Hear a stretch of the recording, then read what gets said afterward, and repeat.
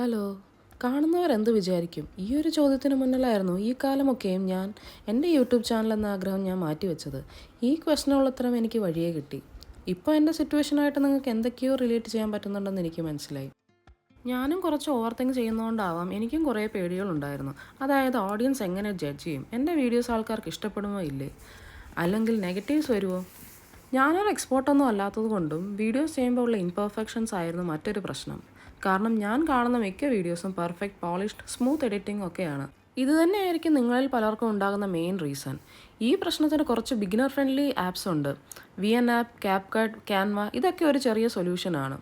ഇനി അടുത്ത പ്രശ്നം, റെഗുലറായിട്ട് എനിക്ക് വീഡിയോസ് ചെയ്യാൻ പറ്റുമോ ഇല്ലേന്നായിരുന്നു.